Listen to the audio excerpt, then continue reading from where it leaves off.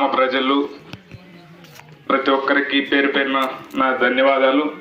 ముందుగా మనం ఈరోజు జై హో బీసీ అనే సభ కాబట్టి మన బీసీల గురించి మాట్లాడుకుంటే మొట్టమొదటిగా ఫ్రీడమ్ ఫైటర్ రామ్ మనోహర్ లోహియా గారు బీసీల గురించి మొట్టమొదటిగా ఆలోచించిన వ్యక్తి రామ్ మనోహర్ లోహియా గారు. ఆ తరువాత టీడీపీ వ్యవస్థాపకులు నందమూరి తారక రామారావు గారు బీసీల గురించి ఆలోచించి చట్టసభల్లో వాళ్లకు ప్రత్యేక స్థానం ఉండాలనే ఆలోచనతో వాళ్ళు కూడా చాలా పోరాడారు. తరువాత మెగాస్టార్ చిరంజీవి గారు వారు కూడా చట్టసభల్లో సమ్ పర్సంటేజ్ ఉండాలని చాలా మంది బీసీలకు టికెట్స్ ఇచ్చి పోరాడారు. తరువాత ఇప్పుడు మా నాయకుడు పవన్ కళ్యాణ్ గారు బీసీలు యాచించే స్థాయి నుంచి శాసించే స్థాయికి వెళ్ళాలని ఆయన ఉద్దేశం. అదే విధంగా ఆయన కూడా చాలా పోరాడుతున్నారు. ఆయన అడుగుజాడల్లో మేము కూడా అదే ఇదిలో అది చేస్తున్నాం. అలాగే మన తమ్మలపల్లి నియోజకవర్గం తీసుకుంటే బీసీలు దాదాపు 90,000 ఓటు ఉంది ఇక్కడ. సో కాబట్టి ప్రతి ఒక్క బీసీ నాయకులకు నేను చెప్పేది ఏమంటే మనకు రాబోయే కాలంలో మంచి రోజులు ఉన్నాయి. ఎందుకంటే ఖచ్చితంగా కూటమి ఖచ్చితంగా గెలుపు సత్యం.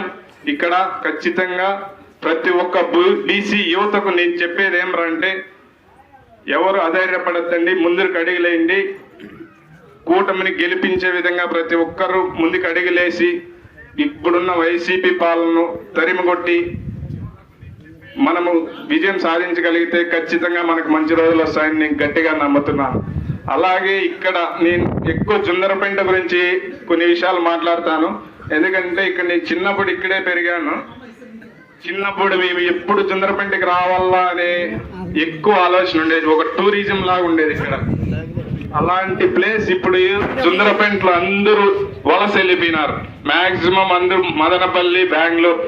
అంటే మనకి ఇక్కడ ఎటువంటి అవకాశాలు లేదు. ఒక రైతు కావచ్చు, ఇక్కడ మనకి ప్రాజెక్ట్ ఉంది. ప్రాజెక్ట్ ద్వారా వచ్చే కాలాలు పూడికలు పడిపోయి రైతులు నష్టపోవడం వల్ల మనకి ఇక్కడ ఎటువంటి నాయకులు కరెక్ట్ గా దాన్ని యూజ్ చేసుకోలేకపోవడం వల్ల చాలా మంది బయట వలస వెళ్ళిపోయిన పరిస్థితి ఉంది. ఇక జుందరపేంటలో ప్రత్యేకించి చెప్తే అవన్నీ మారాలంటే మనకు ఉమ్మడి అభ్యర్థి అయినటువంటి మన జయచంద్రారెడ్డి అన్న గారిని మీరు అత్యధిక మెజార్టీతో గెలిపించగలిగితే ఎవరెవరైతే వలస వెళ్ళారో వాళ్ళందరూ ఖచ్చితంగా ఇక్కడ వచ్చి వాళ్ళకు మంచి ఎటువంటి ఉద్యోగాలు అలా ఆయన తయారు చేస్తారని నేను గట్టిగా నమ్ముతున్నాను.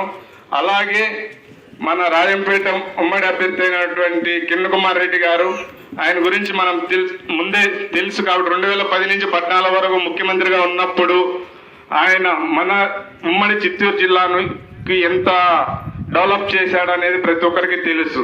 కలికిరి తీసుకుంటే జేఎన్టీయు ఇలా యువతకు ఎడ్యుకేటెడ్ పర్సన్స్ కి చాలా చేశారు.